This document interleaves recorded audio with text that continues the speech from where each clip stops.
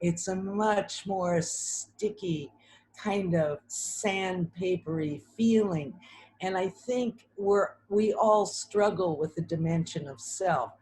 But I know with David's poetry, there's this wonderful attention to manhood, masculinity. And I just want to read an old poem about how grateful I am to men, called Rendezvous. He wanted to tell me something he had not told anyone before. It might have been anything when he moved through the door. He had not told anyone before, unsure of what he wanted to know, when he moved through the door and took off all his clothes. Unsure of what he wanted to know or what he thought true at the time, when he took off all his clothes and asked me to take off mine. What he thought true at the time, he was careful to keep to himself. When he asked me to take off mine, he watched, but he would not help. He was careful to keep to himself, as if asking me to do something. He watched, but he would not help. He indicated I knew everything, as if asking me to do something he had not told anyone before. He indicated I knew everything when he moved through the door. He had not told anyone before he wanted to tell me something. When he moved through the door, it might have been anything.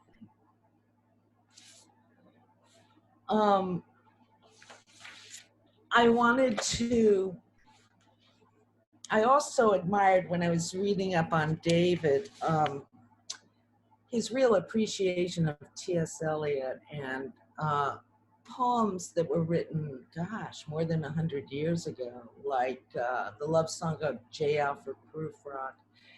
And I'm torn because my book ends in this kind of modernistic elegy to someone. And I think because I'm older, I mean, after all, my guys were the Vietnam generation, and that now seems, I even wrote a poem very recently.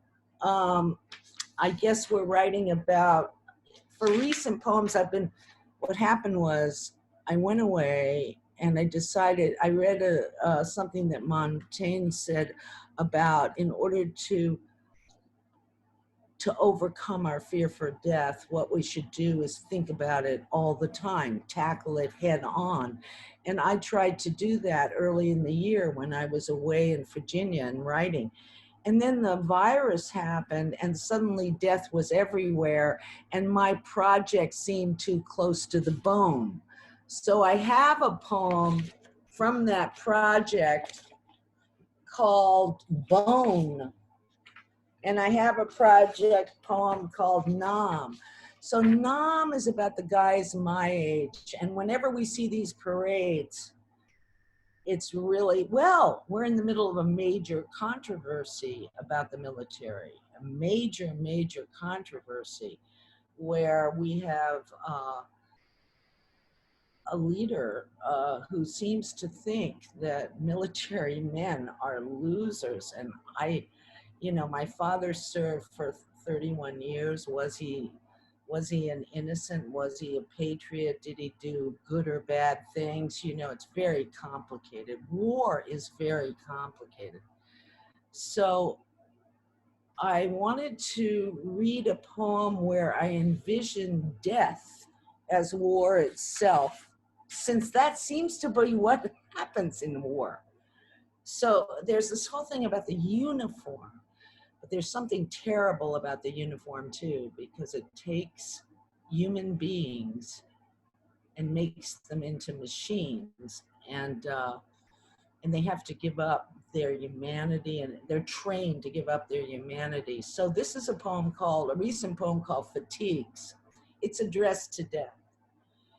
When you shooby-doo back, wan sniper, to pick off a few street vendors selling fresh fruit in open-air markets.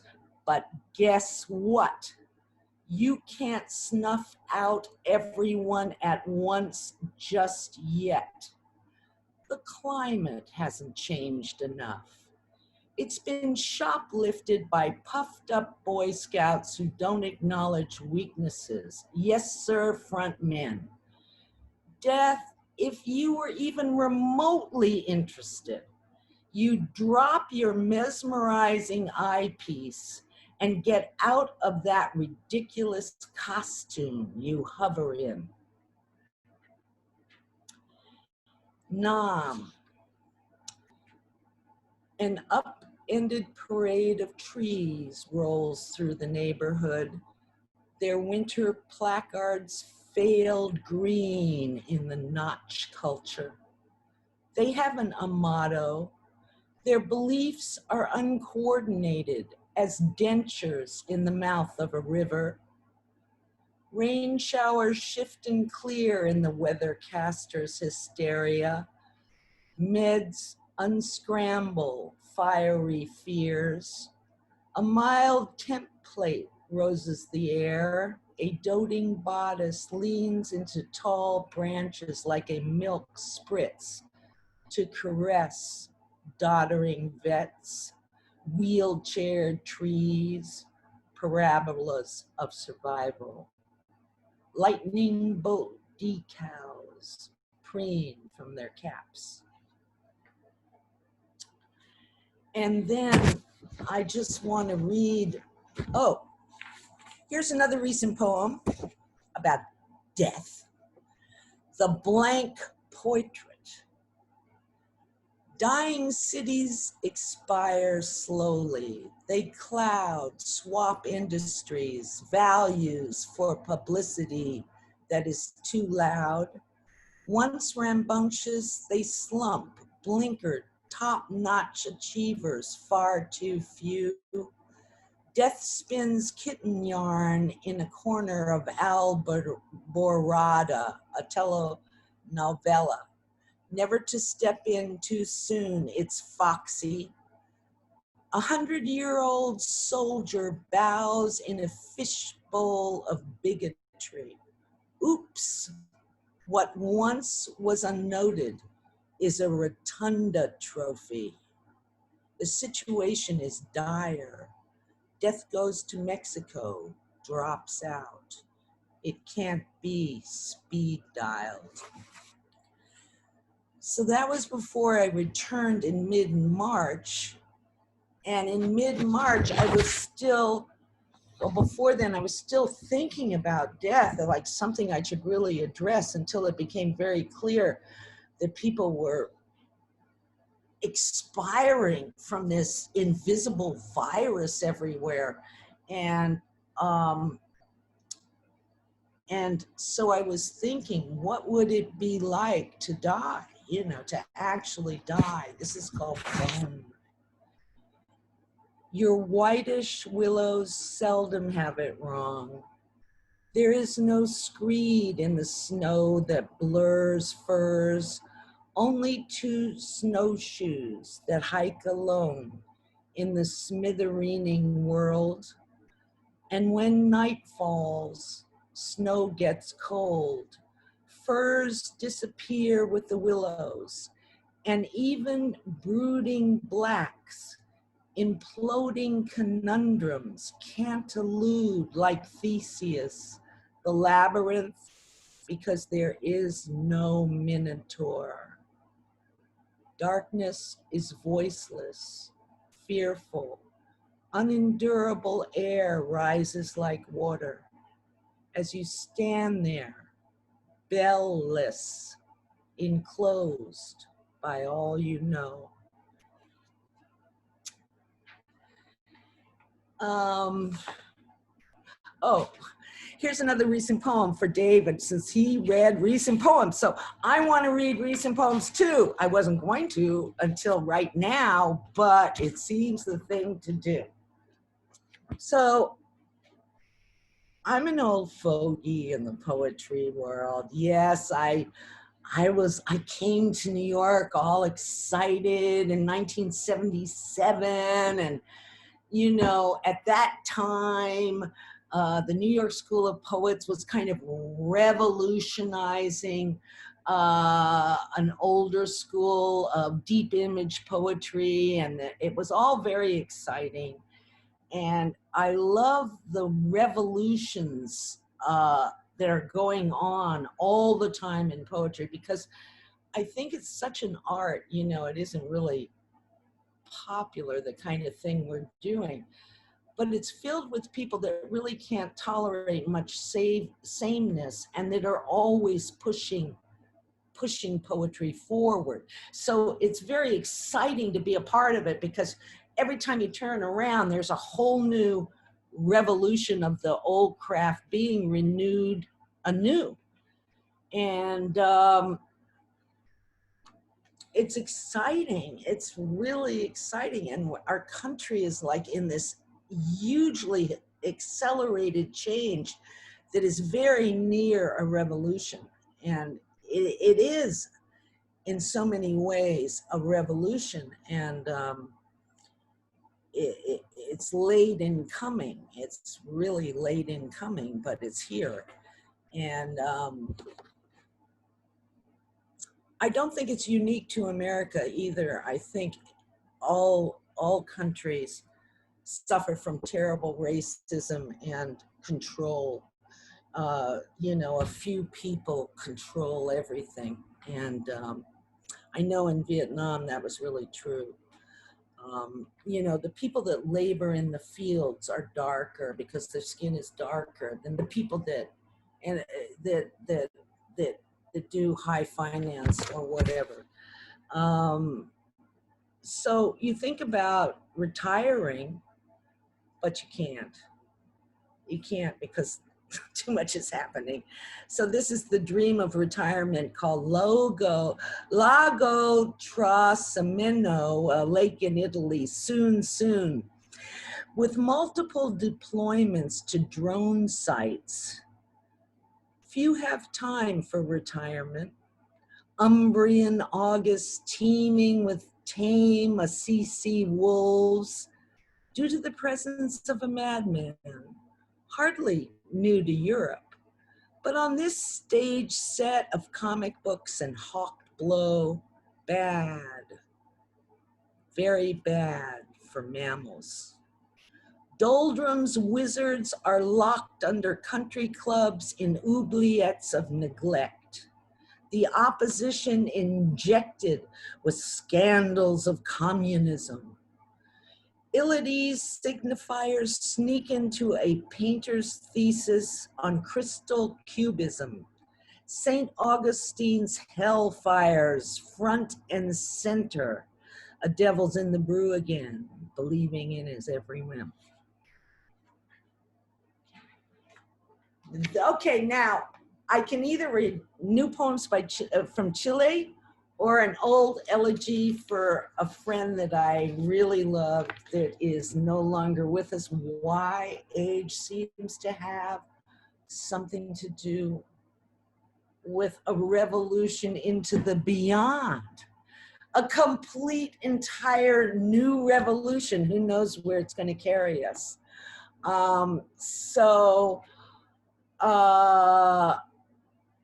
To address grief, I guess, and to honor David with a modernist poem that makes no sense, I want to read an elegy called Sketches of a Harlequin Breakfasting with God. And by harlequin, Picasso's harlequins, clowns, and so forth. So I called up a friend before I was coming to the reading, and I said, I don't think anybody will understand this poem. So she said, well, why don't you just tell them that you don't understand this poem? So I am. All I can say about grief, it's like a handsaw across the heart, and language itself kind of responds that way, because it can't deal with the facts. The facts. My love, broad-backed and musical, drove a bike and went to school. Then the opera palled, the faraway mamba withered from the world. Still Gershwin-y, still permissible, I unfurl my botanical eye and become a statistic in an audition, an initial sketch. My love is breakfasting with a stylish director. He is an inception in a musical comedy with a pointless ending. I crunch a monkey wrench. I'm a lacquered editress in the ticklish domain. A certain sadness Zeffirelli overestimated sounds in the brain like a gong thrice dimmed. 2. Seen from Jersey, the world winter times on tiered bleachers. I contradict a shotgun and the yellow light writes itself. The instrumental little pain comes back again. What breakfast are they having in the non-vocal clouds? Are there daytimes? Are there harpsichords? Will the plump lily be a god? Incommunicably tight, the yellow light greets the insect season overnight. My love is a sunburn on a cruise, no longer peeling, no longer new. The years squid eggs through a microscope in the cheap blackness of a dew. 3. My love is drinking orange juice. He is top rank, musico-dynamic. He's a write-up. Here in the shortcomings of design, I have a juicy salary. I lack distraction. It is too luscious looking.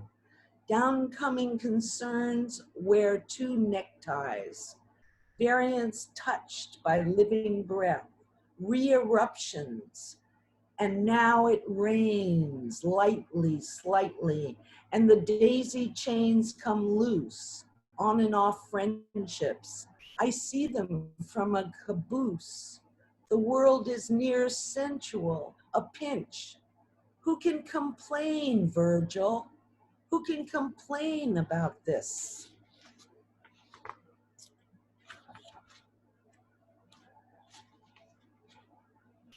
4. My love sips a cold demi-tasse. Does he have men friends, an abode? Are the oceanless gulls silk-voiced and repetitive? It rains unsimilarly. Grays gray the featureless trees. Slate roofs drip in the wet economy. The world sits and knits. A cuckoo flies through an estimate.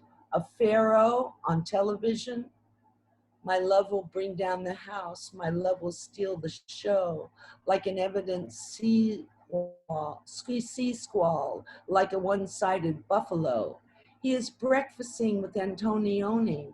They are discussing chromatic urbanity or a meditative rodeo in cat's cradle cleagues, inconclusive parodies in the wet world where everything's been written before, where virgins are ardent ideographs, ardent and horizontal, and the NASDAQ soars upward, upward toward Cocteau with adherence, with afterglow into vertigo, the Gallic Illuminata.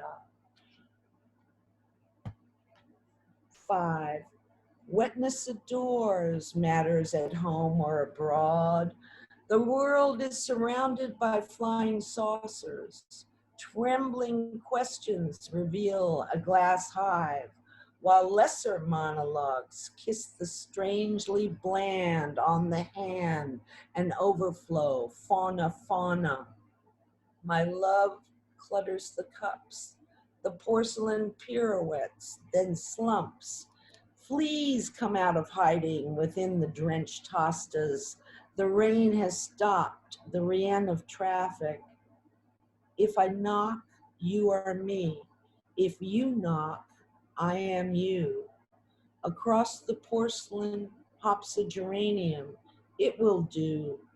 On a painted terrain, leaves waver as varieties of on water in a stream locked within loops on Ottoman porcelain designed for a sultan or a sultan's queen.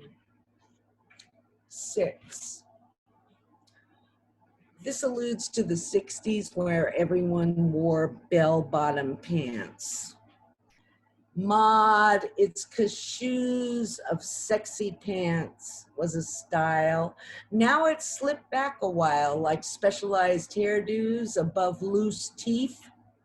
Dora Maar peeps through Picasso's paint. Did she read at home? Did she stay out late? In back of the spine another time, but the eye cannot rotate. It has been fixed in place by the fist of the Great Spirit, though the lynx is less with it in the gnashed woods. Goodbye, Madonna sings, is most powerful. Goodbye, Ocelot. Goodbye, Colo Colo. There's more, but I'm taking a break, and I just want to say I have loved being here and hearing David read his poems, and thank you so much, Jason, for inviting me, and it's been a wonderful reading. Thank you so much. You're welcome. That was wonderful. Yeah. So if you want to unmute yourself, I will try to unmute everyone so that you can clap. Was I unmuted? I guess I was. Oh yeah, you're unmuted. No, you're fine. Yeah, you're Anyway, yes, my elegy goes on, but I felt like we've had a wonderful time, and it's been so beneficial for me hearing David read, and thank you all. You know, KGB is a great series, and thank everybody, John, Jason, and Matt Matt, your introductions are like works of art, you know. I just love listening to them. I hope that you're gonna put them all in a book one day. They go on and on. They're so convoluted. They're like Raymond Rousseau on speed. Anyway.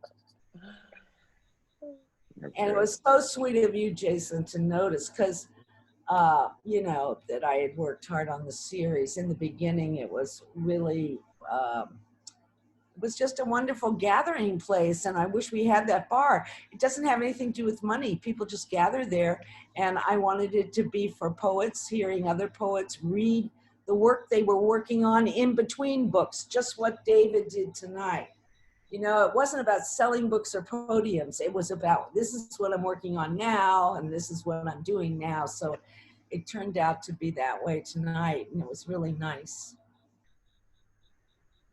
Thanks for reading with me, Star. It was great. And that phrase, I might be messing it up, in this smithereening world, I was like, damn. Yeah. Smithereening, I've never, like, I was like, oh shit, that's a great phrase. I was like, no. Thank you. Well, your dad poem is like so far out there verbally. I mean, I would love to hear it. I'm sure it's going to be played again and again, you know, what you were doing with the word father. And what is the new word that you invented there? Did you invent a new word for father, or was it all an elastic? I sort of just made a patriotics as the new study of men. Yeah. It's a joke. I mean, obviously it's a joke. All studies are studies of men. That's part of the whole joke when it, you know, or at least in old academia, I would, you know, argue, like, you know, the lack of inclusivity. you know. In So, what way? You mean in the in canon? in the canon, in historically, you know, and even all of our medical studies treat women exactly, as a special category of human who needs to be studied exactly, separately. We don't figure out the dosing for them, and exactly. over and over again, like women are just I mean, sidelined and just Huh? What? Say what? yeah, yeah, exactly. women are a Okay. special Well, kind of this has human. been a very Or long not. dance. This dance between men and women has been so long. It Yeah. started in the caves where somebody had to go out and kill some person, a monster or something, and bring back the meat. And the women were in the cave taking care of the kids or whatever, building fires. I don't know. It keeps going, but it's very exciting. Well, a lot Yeah. of indigenous societies have many more options than male and female. What? Well, and I mean, but even that story, though, how it's been handed down is a case in point of the patriarchal stance and how we sort of contextualize things as, and the passivity that has been placed on femininity. You know, it's like, oh, I mean, yes, hunter gatherers and such, but again, it's a much more complicated system than that. And anyone that spends any time in the fucking home knows that, like, it ain't a passive thing to take care of a family, and it is a dangerous thing as well in its own way. So Yeah, I think it's fantastic that we're having these. I mean, this is it. Things are out in the air, you know, and it's fantastic. I just, no, you without a know, doubt. what is the line that Auden himself changed? We must love each other or die. I mean, he revised that line. I think the first version was better, but What's the Yeah, later I version? did too. It was just, I think it was and die. I must love each other and die. what? And, yeah. No. That's such a cute. You look changed your at you. background. Oh, yeah, Star, check it out. This is my favorite picture ever taken at KGB, I think. Because, of course, it has me. Ah, That was your- Star. going Whoa! back. It's probably good that my Oh, you're so sweet, John. it's good that my eyes are cropped out though, because I look really like high or something. Like I think it's just like a bad picture for me, but a great picture for you. How would Yeah. that have happened? No, well, Right? Well, I thought, Jason, you were going to do another anthology from the KGB. Nothing stopping. Well, we'd like to. It's you know, I have 4 book projects right now, so I'm like a little. Everybody is so energetic and filled with new books. Like, it was so exciting to hear David push through 1/3 to 2/3 in this new book. If we were to do, I mean, and I don't know, I mean, no one's as prolific as David. I mean, Joyce Carol Oates maybe is as prolific as David, but Yeah, right. yeah, if we were to do a follow-up anthology, which I would love to do, it would really have to span. It would be the selection would be the hard part. That, you know, we'd really have to kind of Oh my God. curate. But you've had so many new readers. You don't have you have a wealth. It would be a fascinating anthology. Yeah, but it would have to be an overview of the 23 years. It would have to have contributions from all of the different curators. It would have to have representation from all of the different eras.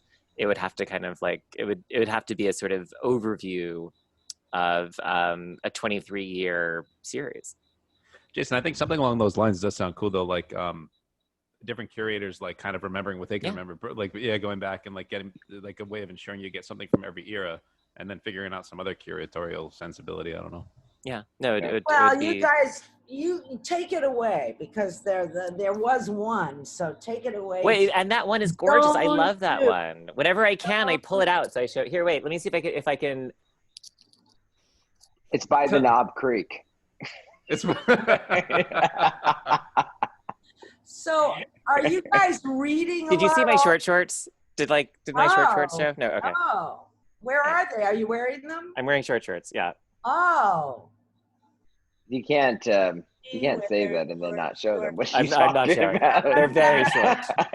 Jason, although I don't think we've taken any photos of the Zoom sessions, maybe this is an opportunity where we can all kind of like get a group. Isn't there a Zoom screenshot that everybody takes on Well, Zoom? I'm looking. So I got the. Let me turn off the background because it's killing everything. You'll see my actual. I got a screenshot. You'll see my actual. You got a screenshot? The beginning of a new anthology. So this is where I really am. But if you look at the KGB bar book of poems, but I'm realizing you're not in the pictures because you took the pictures. I'm in a picture with Paul Violi at the end of the book. Oh man. Okay. Paul Violi. So David. There we go. Yeah. Oh. Everyone gets a good look at that one, right? Yeah. That's gorgeous. David, are you teaching or not? I was teaching at Columbia. Now, when we left, and then I'm not teaching at the moment. Oh, so that means I'm being a dad. So, yeah, that's what I'm being as a dad. I'm teaching my kids. So. And you're writing too. Yes, I'm writing and reading and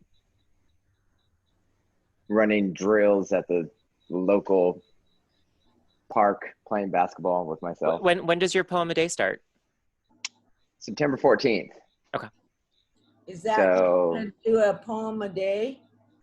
I am curating poem a day for a month. So I will be doing a focus on Latinx poets. So I will publish 22 Latinx poets. So it would be only, that's it, only brown poets.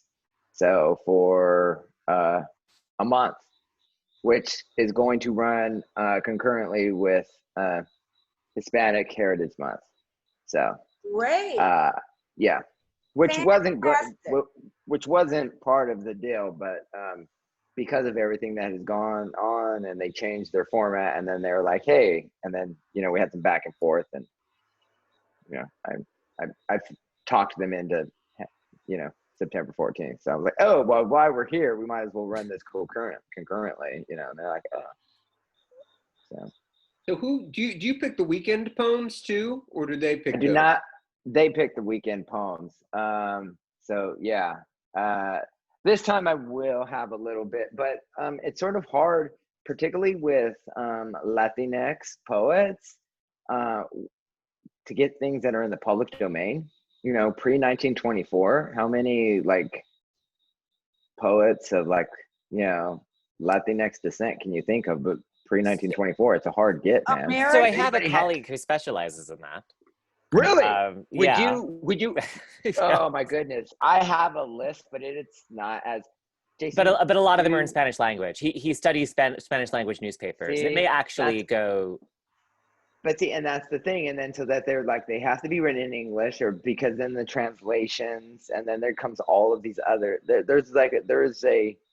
And a lot of them are from regional newspapers, like the things that I have that are that old. So. Allende, he actually is not my colleague anymore. He's actually leaving for the University of Toledo, but Allende Bonifacio. You might know him. Oh, I think so. Wow, great project though. Wonderful. Yeah, no, it's great, and I have an amazing collection of poets from Juan Felipe Herrera, Richard Blanco, Rafael Campo, Brenda Cardenas, Carmen Jimenez Smith, and many, a bunch of, and there's some, and I really tried to work out poets that are in various, there are people with no books, and then there are people who've been the poet laureate of the United States. So I tried to do that, and I was like, oh, I didn't want to just be like, hey, who's and some people I didn't even really know, and they were like, oh, somebody said, hey, you should look at I like Ada Limon, and Limon, and just a bunch of people that I really like, and so that's wonderful. Will that become a book, or are books passé now? I don't know. No. Poem a Day just does this, and they just do people curate it and For some reason, they asked me to do it. I'm not sure It's a why. great series. Doesn't it reach like 300,000 people now? Is it like up from 500. there? 500,000 people? Yeah, Yeah. it's I mean, it's when you're in it, like people that you don't expect to read poetry are like my sister and my niece-in-law saw the last one that I had up there and was like, hey, because she's a high school teacher. Yeah, I was like, no, it reaches lots of people. I get those from people that aren't poets sending me poems of the day. You know, it's wonderful. I've had like I had once from I've had a couple poems up at Poem a Day, and one time somebody from like Germany, and they're like, I don't really speak English very well, but I just wanted to reach out to you. You know, they like contacted me through my website, and I was like, oh shit, like it really emphasized how the wide reach that this series has. So my only translated poem was from a Poem a Day that someone translated into Italian. Which I have no way of evaluating. Just like, okay, thanks. When I was a visiting artist at a blind school once, and they gave me my poem in Braille, and it's really awesome. Oh, wow. I love it, but I have no way of like actually like I touch it, but like I don't. Right. I believe them. Believe them. That's funny. All right, should we call it a night? Yes, have a wonderful time. Next Monday, we'll be back with Jody Belts and Richard McCann. Great. All right. So same Zoom link, same everything. We'll see you back here. All right, we'll figure out some of our promotion things because fuck Facebook. This was in team. I was happy to be part of this in team poetry. Yeah. I enjoy the intimacy. I enjoy big. I enjoy small. There was also some great conversation there in the middle and after, listening to David and Star talk about, their serious introductions were made, right? Always. Always. Okay, peace and love. Peace and love. Bye, guys. Thank you, guys. Bye. Hope to see you again. All. See you later. Bye. Bye-bye.